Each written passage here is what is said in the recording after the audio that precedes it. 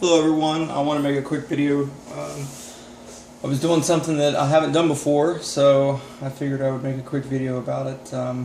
With my RX7 coil relocation, I needed custom length wires, so I chose to buy the MSD 8.5mm superconductor wire.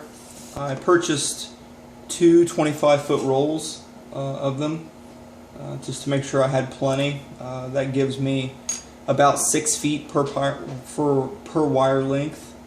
6 and 4 is 24, so a little extra there even. The boots that I purchased are for the plug side, the spark plug side, is part number 3311, which is the boot end with a 90-degree that allows me to tuck the wire itself up under the header or the manifold to run it forward in my relocation. For the coil side, I purchased MSD part number 3303, which is a 90-degree specifically for the coil side. So these are for the LT1, but it fits the same LS1 coil as well, LS3, so on and so forth. The plug style is basically the same for all of them, so no issues there. So one of the things that I was worried about, and what a lot of people say, was that it's hard to trim and crimp the wires perfectly. So I wanted to just make the video to show you all how to go about it. So what I purchased was this little guy right here. It's an MSD tool. It's their cheaper crimping tool. They do have a handheld crimp tool, but essentially it's a W and then a piece that you lay in to crimp down. Now what it also has is these two holes, which provides the length for trimming the wire, specifically for the 8.5 and the 80mm. So whenever you discover which hole is yours as far as the larger hole, depending on your plug wire, for these the 8.5mm fits in. There's a standard and a double crimp, and this is a perfect example of a double crimp. You'll see that where my fingers are holding it, it grips the line, but also above that there's two smaller tongs that will crimp the core of the wire itself.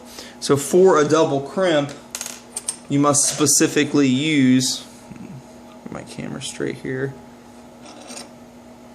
get some extra light, it's kind of hard to see.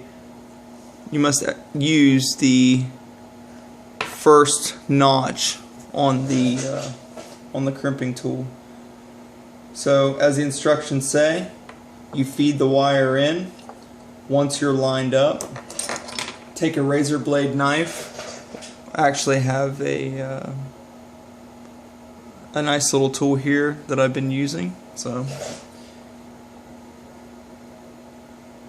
now one thing about this is I cut this off with dikes so the edge is jagged.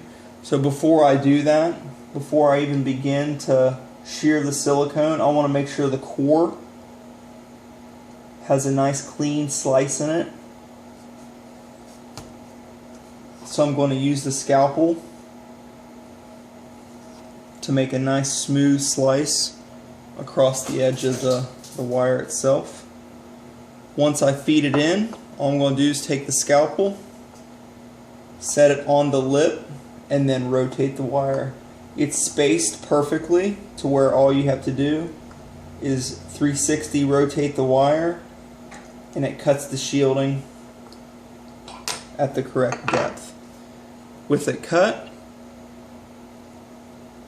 now one thing that they mentioned about this in every video I've saw and every upload or set of directions that I've read, so you have to be very careful with the core, not to damage the core that's inside the wire. So you got to play with it a little bit to break loose that silicone. That there's a bed of silicone in there that protects the core.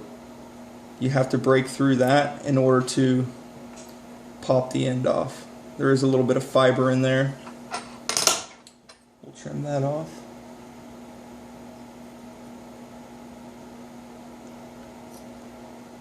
That was probably one of the biggest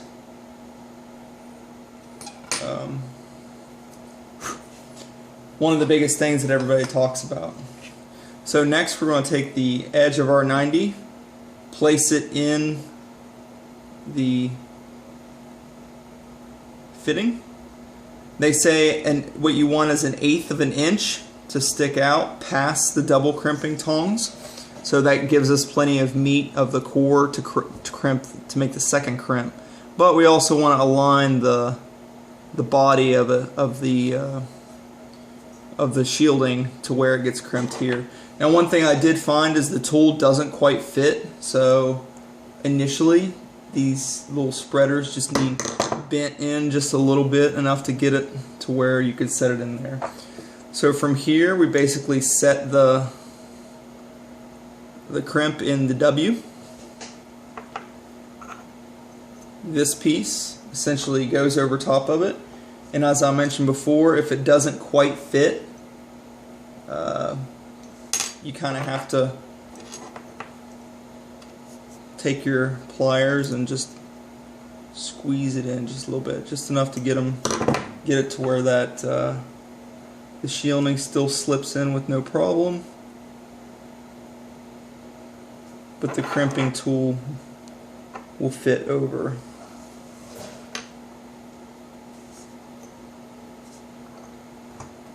Like so.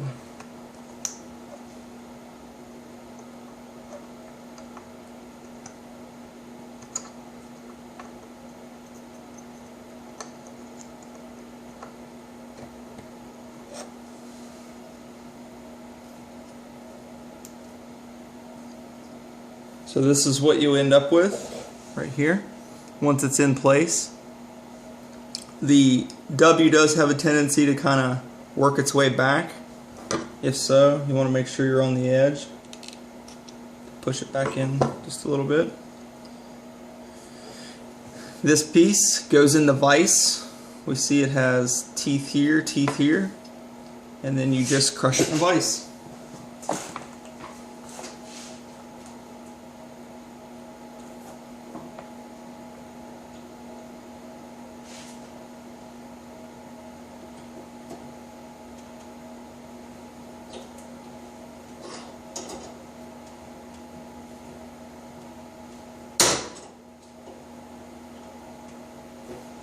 You probably heard that pop.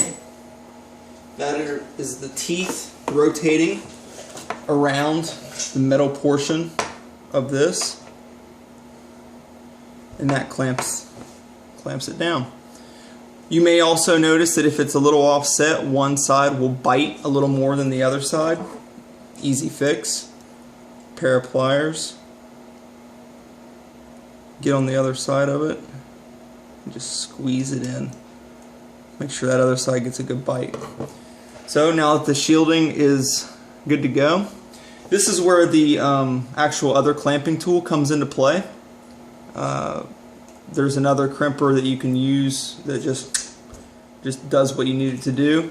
So as per MSD's instructions, basically we take a set of needle nose pliers to make the crimp here between the core.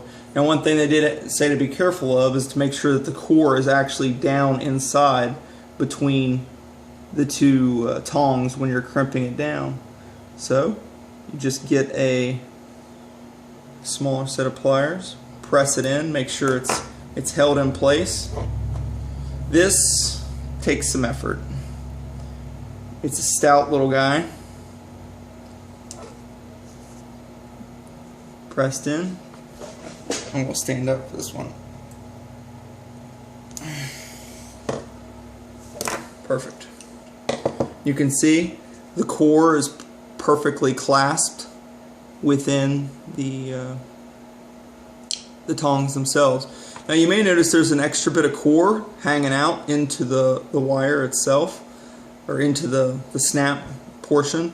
I see no issue with this. I've read, I've looked, I haven't really seen anything specifically if that's okay for it to touch the end of the plug. I mean, obviously it's just creating contact between the terminal itself, so I can't see any issue. If you want to go in and trim that down, then yeah, sure, awesome. The wire still fits on there. It takes a little bit to snap it into place, but it does still fit. So now with the boot, we have our 90-degree boot, and one nice little trick that MSD said, of course, they said to use their part number of dielectric grease, but here I have some battery terminal protector. It's basically dielectric grease. It's all the same stuff. So it helps to use it like all good things in life, lubrication. So we want to fill up our tone. That way it's easier to put it into the 90 before we insert it into the boot, as opposed to trying to inject it down into the boot after the fact. Take the plug side of the boot and just squeeze in a good bit. I actually have an extra set of tweezers here so I can get it up in there.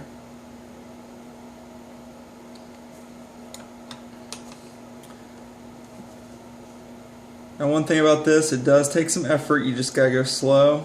Hold the wire and boot close together. Just feed it in slowly.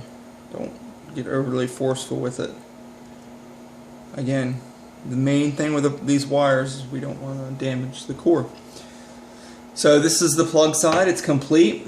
I'll connect this up on the engine and run the length of wire, put it through the wire separators and the conduit that I have in place, and then I'll clip it and create the other side.